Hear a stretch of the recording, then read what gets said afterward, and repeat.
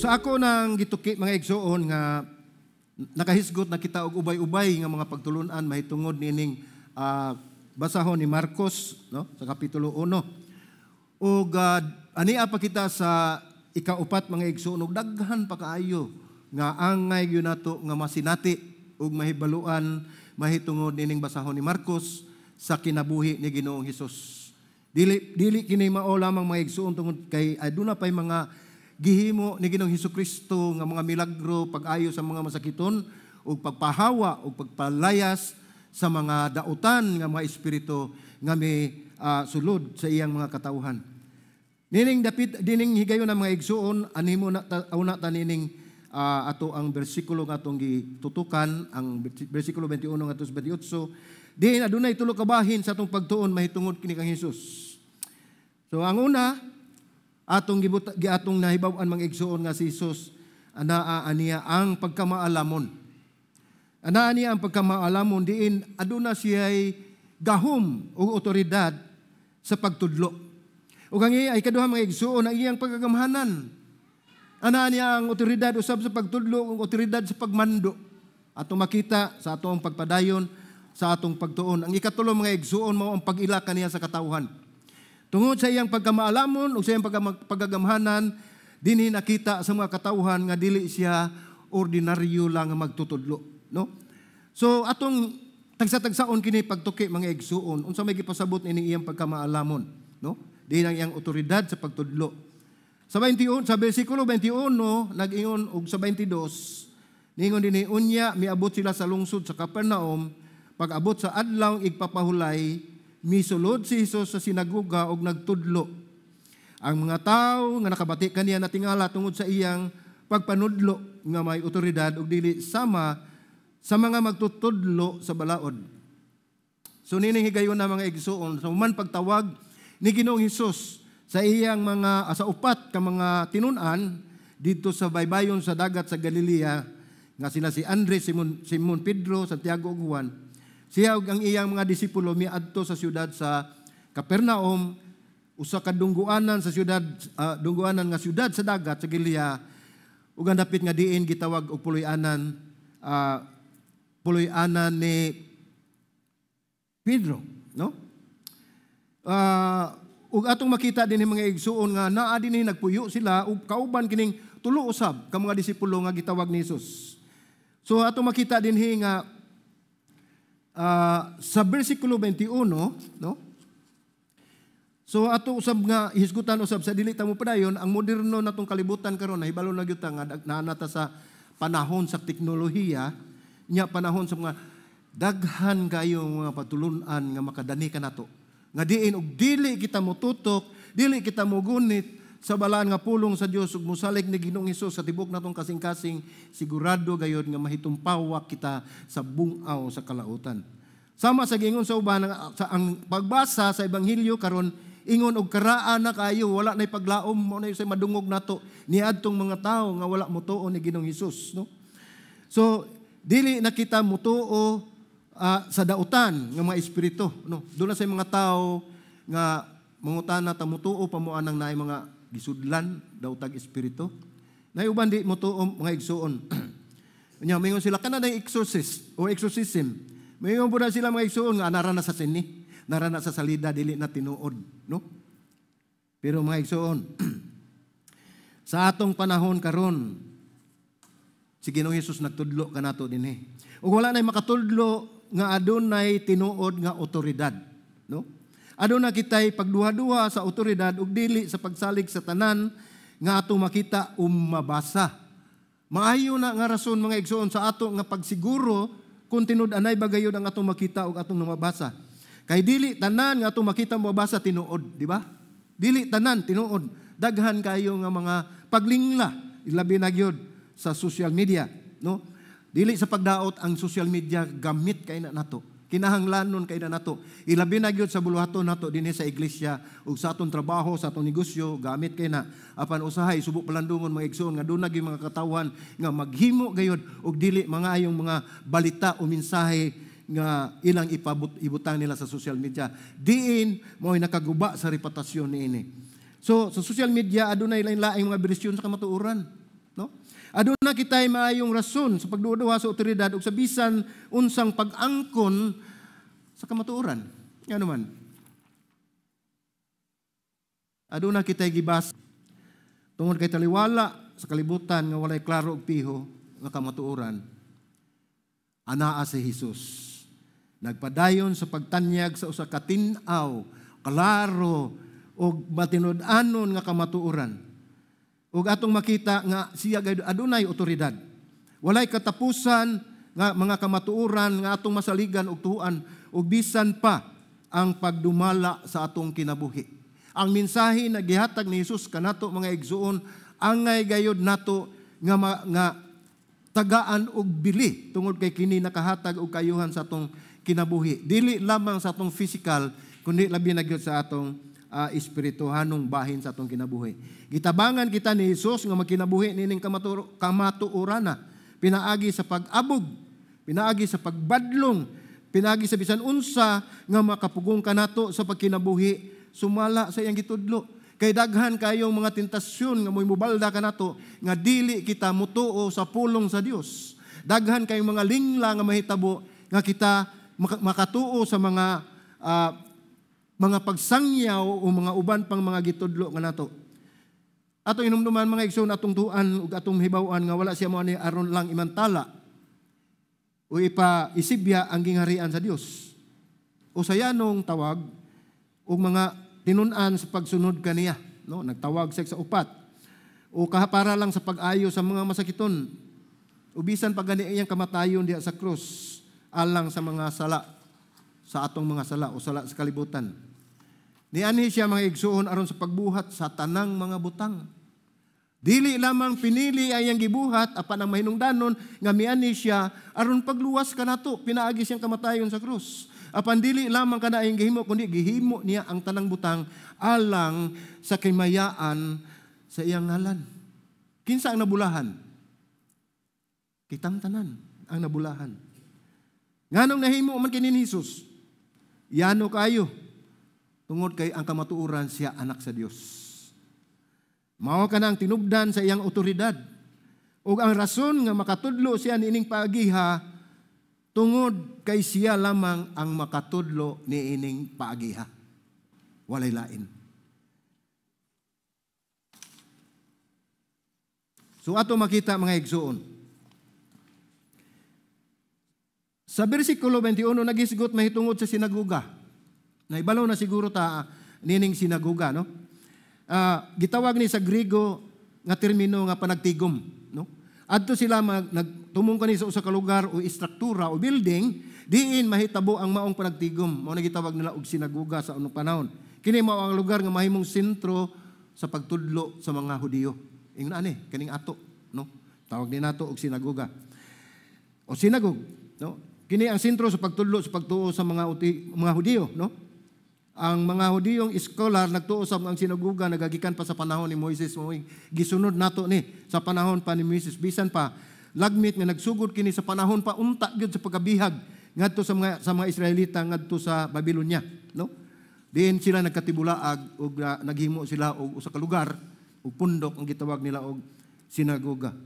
So mao ni ang sinaguga maong dapit diin ang mga Hudiyo nagpundok matag adlaw labi na gyud sa adlaw nga igpapahulay.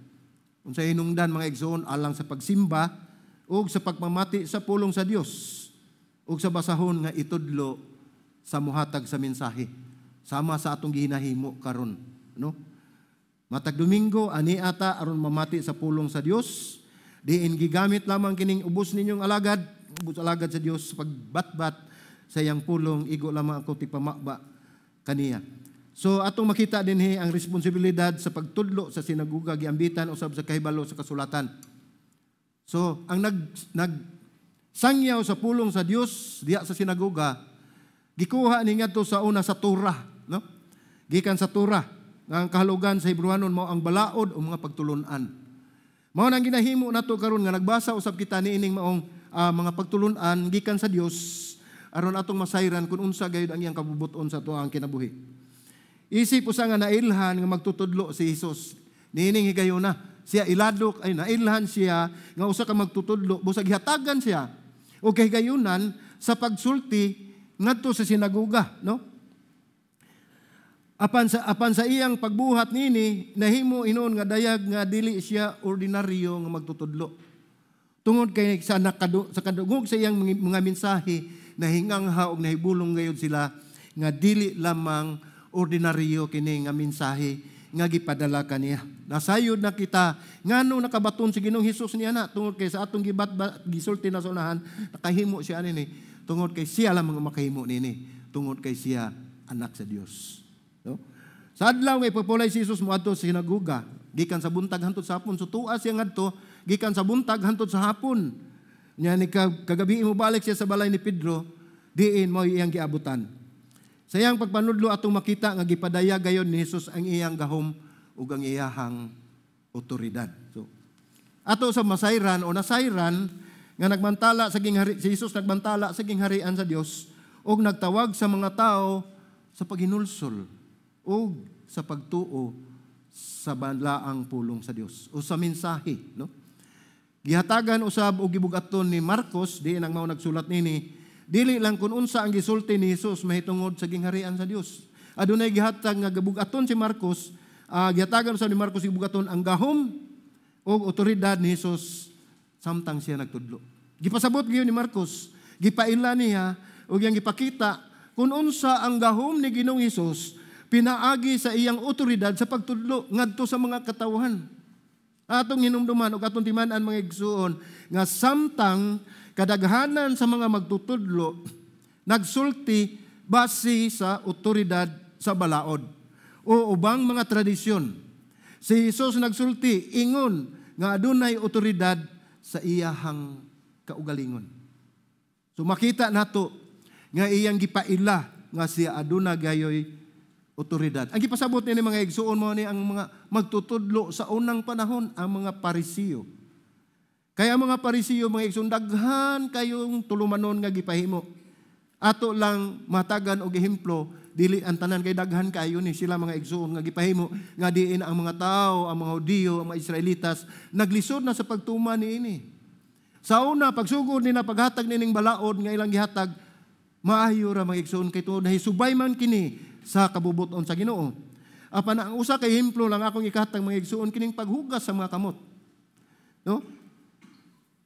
Ana sa Mateo 15:11 wala lang nako butang mga igsuon pero inot lang ang gipasabot nato ni mga igsuon nga sa dihang nangaon ang mga apostoles niditso sila og kaon, no? Niditso sila og kaon no nakita nining mga righteous kining mga Parisiyo. Mao na ningon sila ngano man ang imong mga apostoles nga mukaon mga dili manghugas sa ilang mga kamot. Apat nasayod kita mga igsoon nga ang pulong sa Dios nagaingon nga dili ang mosulod sa ato ang baba ang makadaot kundi ang muguwa sa atong baba maghatag og kamatayon. So ang ilang gitagaag emphasis mga igsoon ang mga buhat, ang mga tradisyon, wala nila tan-awa kung unsa gayud ang implikasyon sa unsa man ang pagtulon ang gihatag ni Jesus. Ang ilang gituman maura man ang pagtuman sa balaod apan wala nila hatagi og espiritu ang balaod. Mao na si Jesus nag-ingon nga wala ako muanhi aron pag-abulis, no? Pagwagtang sa balaod apan nianhi ako aron sa pagtuman sa balaod. Kaya daghang magingon mga igsuon nga nganing niani si Jesus daghan siya giusab, wala giusab apan iyang gitagaan, iyang gi-implement ang espiritu ug pagtuman gayud sa linto nganay kun unsa gyud ang tinud-anay nga gipasabot niya nang maong balaod. So ato makita nga si Jesus mianhi, no? So kasagaran usab sa mga tawo mga igsoon magunona nga mahitungod nga ni Jesus naghatag og kabugaton sa iyang gugma, no? May gugmaon sa Ginoong Hesus, siya mapaubsanon unya nabaliwala na hinuon mga igsoon ang iyang gahom ug otoridad ni Jesus. Tung kaya itong gitan-aw nga siya lang mahigugmaon, ug mutanaw ta siya mahigugmaon atong yununa nga alang sa atong kayuhan, nga siya matinud-anon alang gihapon sa atong kaayuhan. So nawagtang nata sa atong focus nga ang gahom ug otoridad ana kang Hesus diha sa pagsangyaw sa pulong sa Dios. Adunay dako nga paglaom, no? O kahupayan alang niadtong nakakita, nakasaksi o nakasinati sa gahom ni Ginoong Hesus. Sama ka nato karon. Nasayod ako nga daghan o kitang tanan nga niya dinhi nasayo nakaila ni Ginoong Hesus ug nahibalo sa pulong sa Dios. So mao ni gingon ini nga dako kayong paglaom bukupayan nga nakaila kaniya ug walay sibisan unsa ug sibisan kinsa nga makabarog batok kaniya. Mao nay pinaka-importante nga atong masayran mga igsuon nga kung anaa ka ni Ginoong Hesus wala gayoy makabato kanimo. Walay makabato kunimo kung anaa kanimo ang Dios. Nini nga bahay nakadayeg kang Hesus ang mga tao sa iyang pagkahana sa kasulatan. Napahingangha sila sa pagpamati nila sa pagsangyaw na Ginoong Hesus sa kasulatan. Tungod kay wala kini nila madungog sa mga magtutudlo sa mga Parisiyo sa unang panahon. Lahi ang iyang pagtudlo tungod kay ang awtoridad anaa kaniya tungod kay siya mao ang Dios ug siya usa magpulong sa Dios ug ang tanan nga kamatuoran nga iyang gisangyaw ug iyang gisibya ug iyang ipamantala iyang pulong. So ana ang kamatuoran kaniya. So nahingangha usab siya sa mga tao iyang awtoridad ug pamaagi. Ang gahom ug awtoridad ni Kristo gipadayag pinaagi diha sa iyahang pagtudlo kanato. So kung atong tan-awon mga igsuon, atong makita nga samtang nagsangyaw si Ginoong Hesus sa balaan nga pulong sa mensahe sa ebanghelyo, iyang gipadayag aron siya maila kanato. Aron usab siya maila sa katawhan nga siya ang Dios. Mao nay katuyuan niya sa pagsangyaw sa mensahe, no? Ang iyang katuyuan dili lamang sa pag-ayo sa mga masakiton, dili lamang sa pagpabiya sa mga daotang espiritu sa tao, apan ang pinaka-importante ng iyang ganhi nga makasangyaw siya sa pulong sa Dios ngadto sa katawhan. So ang pangutana mga igsuon, tungod kay si Hesus man ang Dios ug siya man ang adunay otoridad sa pagtudlo kanato ug siya man ang adunay otoridad isip Dios.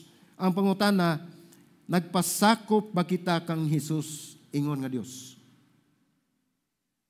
Ato bang gi-consider ang atong kaugalingon nga kita nahiusa ni Kristo o nahisakop kaniya, no?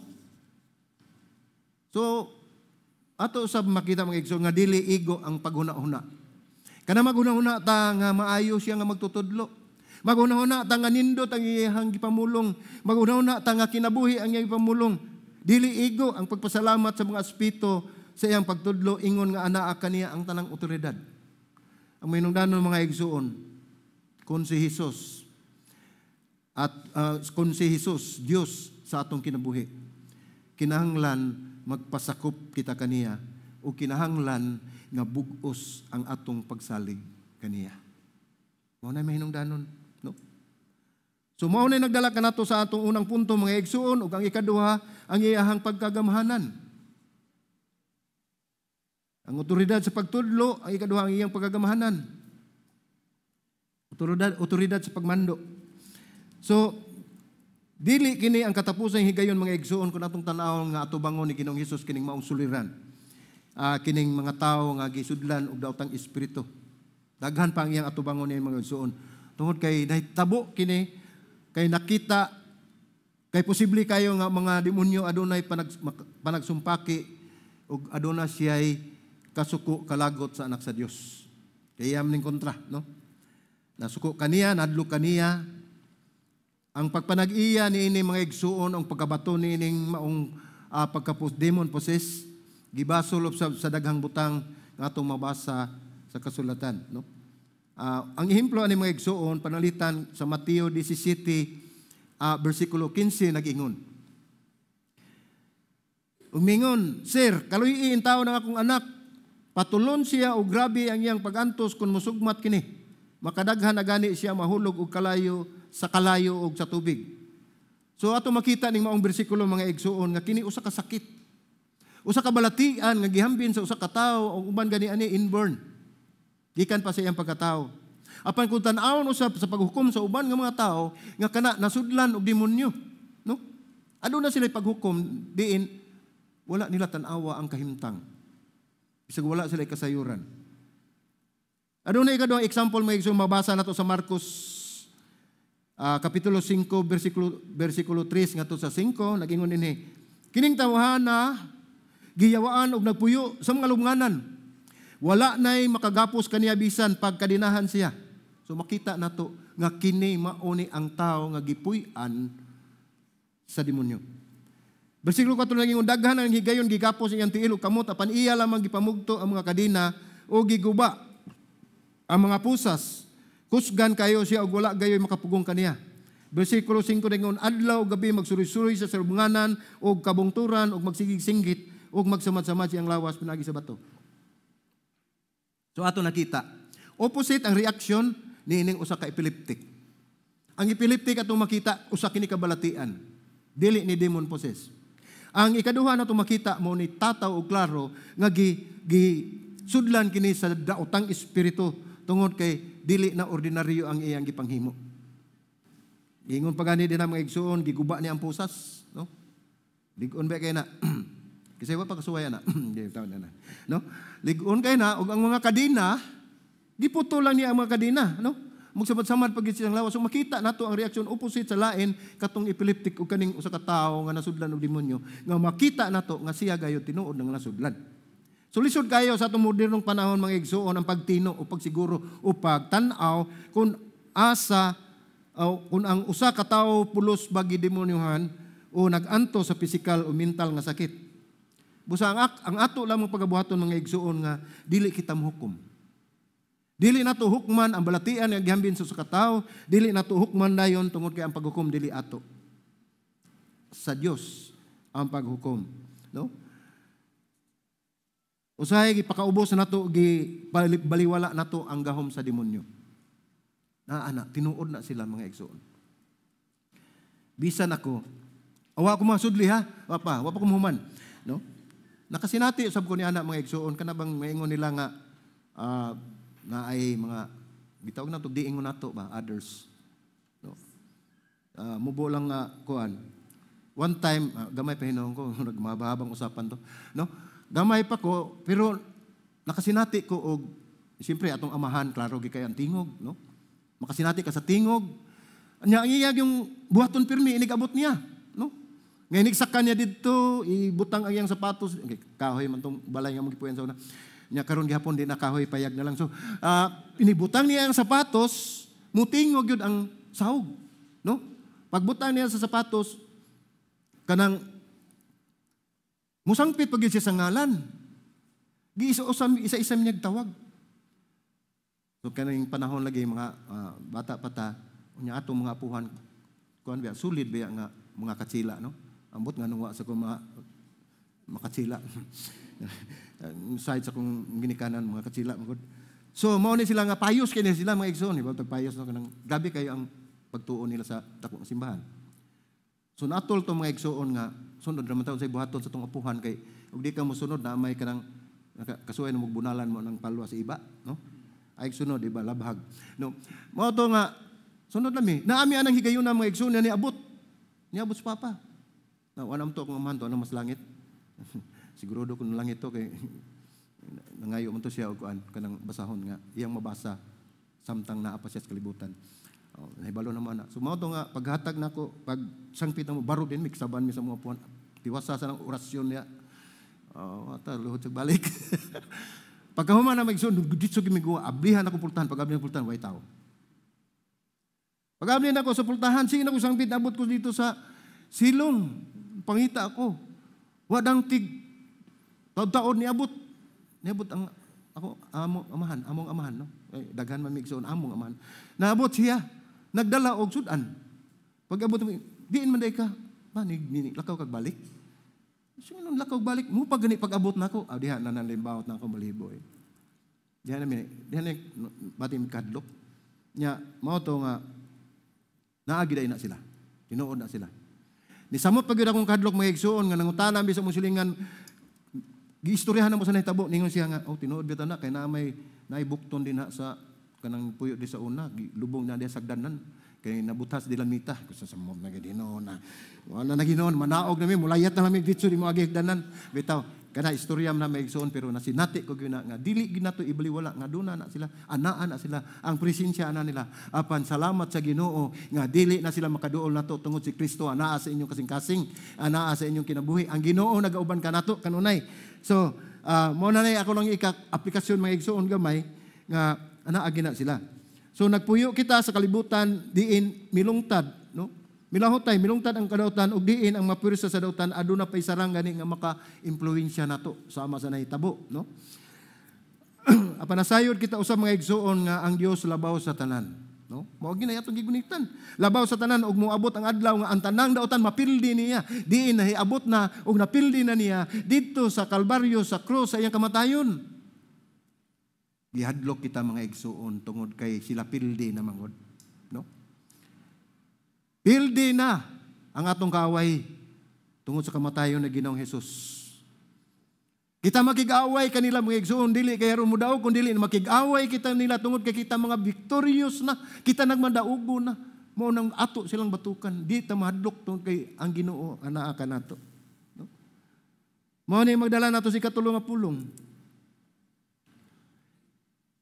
Sa diha nga kita matintal nga puno ta sa oposisyon sa kalibutan, sa pagdagdaog sa kalibutan, pagbiyahe sa kalibutan, kinahanglan gyud nga atong hinumduman mga igsuon nga ang Dios mao ang nagkontrol ug sa katapuson himuon ang tanang butang nga matarong. Ang balikon. Sa diha nga kita matintal nga mapuno na sa oposisyon o pagdaot, pagtamay sa kalibutan, kinahanglan atong hinumduman, no? Nga ang Dios mao ang nagkontrol og sa katapusan iyang himuon ang tanang butang nga matarong og pinaagi usab sa iyang gahom nga kita makabuntog sa sala. Nganuman tungod kay bisan pa kita gipasaylo na sa Dios, kita nakabatunan ni Kristo nga atong mahimong personal nga manuluwas sa atong Dios, personal nga manuluwas sa atong kinabuhi. Hinumdumi mga igsoon, makasala gyapon ta. Makasala gyapon ta. Dili pa kita perpekto, no? Ang atong perfection dito na sa langit, naata sa process sa sanctification. Padayon ta, it's a process, no? Nga kita hangtod maglorify ta unya didto sa gingharian sa Dios. Busa dili ta angay mahadlok mga igsuon tungod kay gitagaan kita kagahom sa Ginoo, gitagaan kita gahom sa Dios aron mo kabuntog kita niya nang gitawag nato nga sala. Atong kontra, no? Kay dili mo hatag ang Dios og pagsulay nga dili nato makaya. Ug dili usab kita hatagan og pagtintal nga dili usab nato maatubang. Apan kun ana na sa atong atubangan, hatagan pag sa Ginoo og agianan aron atong malikayan. Intawon akong hangyo, likay lang gyud mo na mo sa ganahan pud di mo likay, labi nagnindot ang makit-an, no? Tentasyon na. So atong hinumduman nga dili tanang maayong butang, nga manindot nga butang nga atong makita, maayo na siya. So kinahanglan mo salig ta sa kabubuton sa Ginoo. So ang ikatulang mga igsoon, ang pag-ila kaniya sa katawhan. So kay nakita nila ang otoridad niya sa pagtudlo ug ang iyang gahom, ang iyang pagkagamahanan, ang mga katawhan mga igsoon na hingangha sa iyang pagtudlo. Naamay sila, no? Daghan na imong fans ni Jesus Christ ni atong panahon na. Apan sa dihang gipadayag na niya ang unsay iyang katuyuan aron mosunod kaniya o pagkaon sa iyang unod pinagi sa iyang pagtulunan, daghan na wagtang. Sa dihang gibat-bat na gipadayag ni Ginoong Hesus ang katuyuan niya alang sa kaluwasan sa katawhan tungod kay kini adunay tugbang mga igsoon nangawagtang ang mga tawo. So atong makita nga ang katuyuan ug ang tuyo ug tumong nila sa pagsunod ni Ginoong Hesukristo adunay personal nga motibo alang sa ilang kaayuhan. Bisan pa magani sa milagro nga gihimo ni Ginoong Hesus ni atong 5,000 nga iyang gipakaon. Pinaagi lamang si pipila ka isda og tinapay. Daghan ang mga tawo nga miadto dito sa balay ni Pedro ngadto sa Capernaum. Gidaghan ang mga masakiton nga gidala ngadto sa mga katawhan ngadto sa ilang balay dito silang ganghaan apan sa Ginoong Hesukristo ang iyang tumong ug iyang misyon dinhi sa kalibutan mo pagsangyaw sa pulong sa Dios. Busan ni palayo siya niadto siya sa kamingawan, nagampo siya ug sa dihang nakit-an siya sa mga apostoles mingon sila, Ginoong Hesus, ania ra di ka dinhi. Balik ta didto kay daghan kay mga tawo nga gusto ni nga magpatambal nimo. Paningon si Jesus, dili na mo ginay ako ang katuyuan sa pag-anis kalibutan. Ang katuyuan ako sa pag-anis kalibutan nga ang tanan masangyawan sa pulong sa Ginoo. Nga makabaton ang tanan sa kaluwasan dili lamang sa usa ka lugar. Sa ato makita mga igsuon nga dili wala mag-apas si Ginoong Hesus nga mahimo siyang or publicity ang iyang giapas, no? Pagkailado. Daghan ang mga tao, mga igsuon niya itong panahon na nga nahimong fans ni Jesus Christ. No? Dili sumusunod ni Kristo. Sa mga panghitabo, milagro nga gihimo ni Ginoong Hesus niya itong panahon na daghan kayong midaig na niya, daghan kayong nangingangha niya, daghan kayong mituo niya, apan luyo sa kamatuoran nga ilang giapas lamang katong mga butanga. Dili gyud ang pagsunod ni Kristo. Ingon mo usab sa atong panahon karon, daghan ang mga katawhan, mga igsuon nga namati sa pulong sa Ginoo, moani dinhi sa iglesia aron motambong lang og kahuman wala na.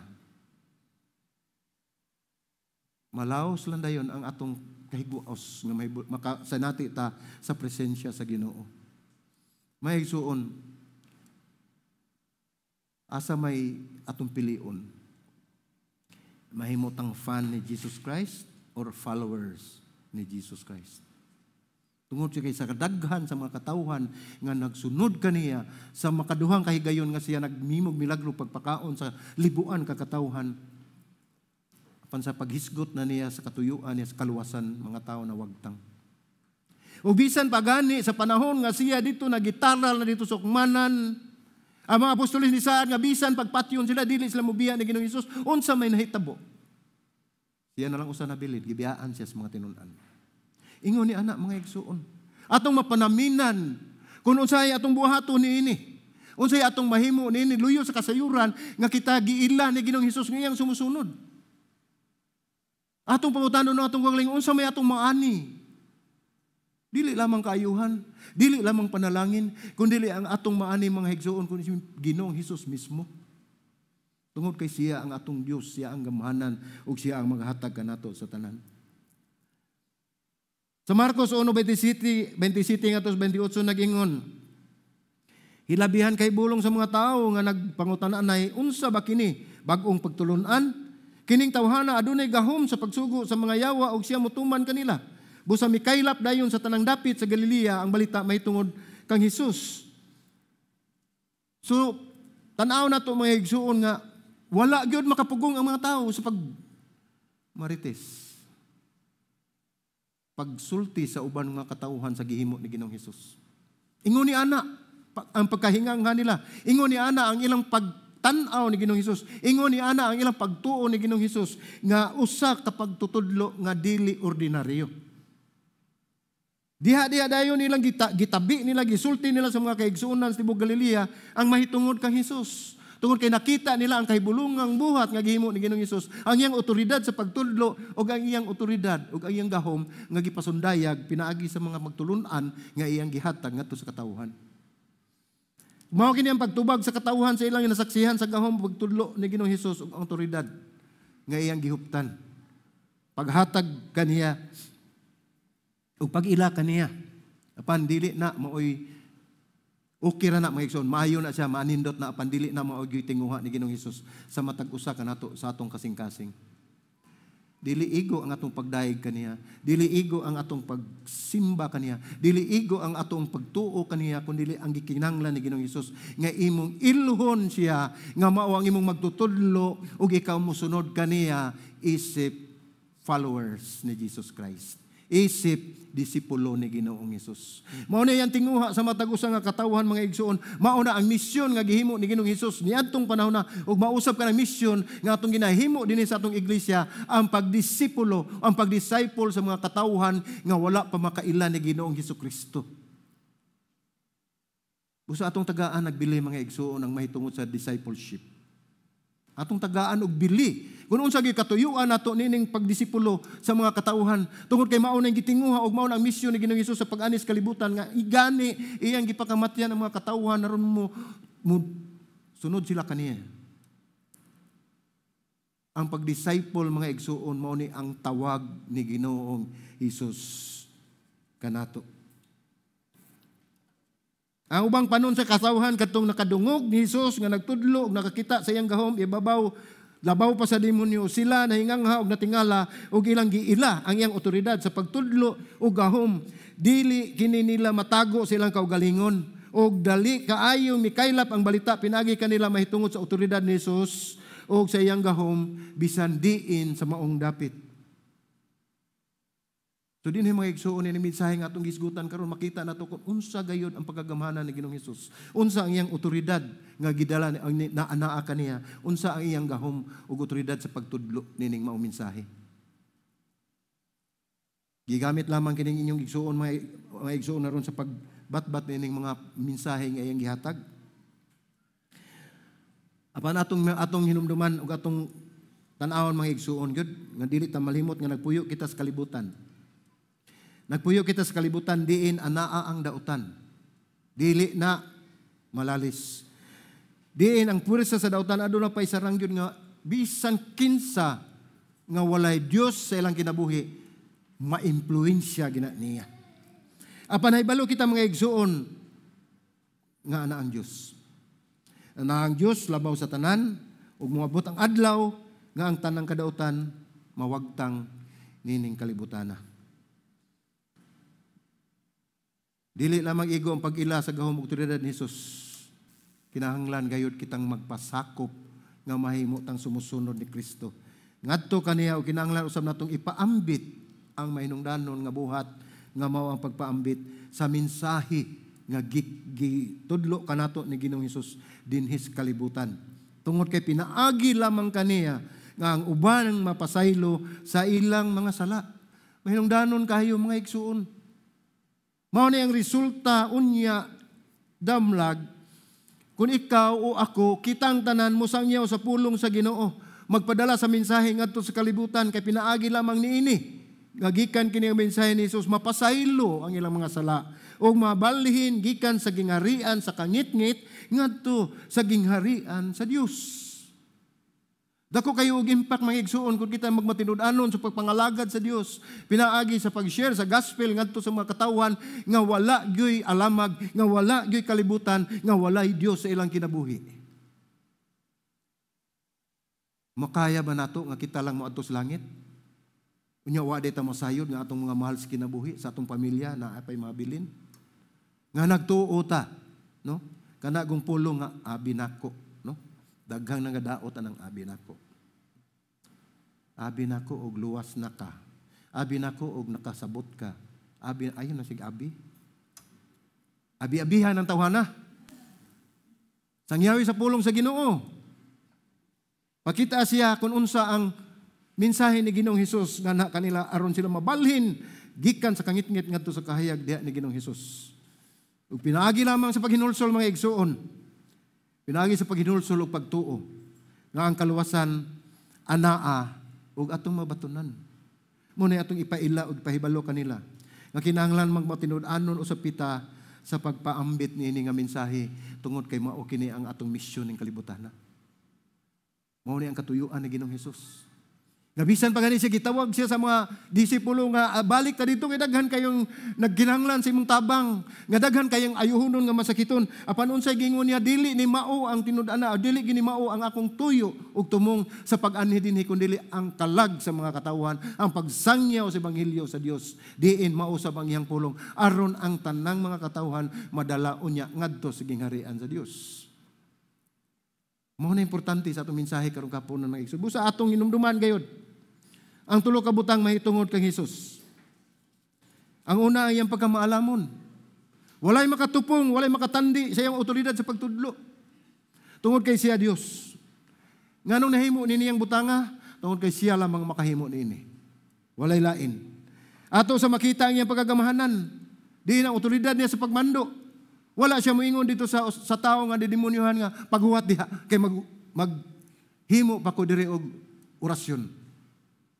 Wala siya moingon niadtong tao nga nasudlan og datang espiritu nga magbendisyon ko nimo kay mahawa ka diha. Wala unsa may gingon niya pahawa. Pahawa. Ato makita personal kayo yang gihimo tungod kay makita nato nga siya gayud ang ebidensya o kamatuoran nga siya gayud anak sa Dios. Ug sa gihimo sa demonyo atong basahon sa iyang pagbadlong sa bersikulo 25 sa Marcos 1 nagingon apan gibadlong niya ni Jesus ang Yawa hilom gula niya ng tawhana unsa gihimo sa demonyo gyud gipakurog Sa yawa ang tao, iya pagid untang tiwasan. Itiwasan niya. Nya mising gito kusog umigula. So maghimo pag siya damage. Kinumdum mga igsoon nga dili nato sa ako nang gisulti, sa ako nang gikaingon nga dili nato ibaliwa ang gahom ni ining mga daotang espiritu tungod kay ana-ana sila. Adunay kamatuoran nga ana-ana sila nga bisan kini moy buhi nga kamatuoran nga adunay ni sulodso sa katawo ug dili lamang kini nga mauhigayon nga adunay ni sulodso sa katawo nga daotang espiritu nga kadaghan ng gibiyaan tungod kay gibadlong ni Ginoong Hesus. So angay kita. Angay kitang musalig kaniya. Angay kitang mutuman kaniya. Ug angay usab kitang musunod kaniya.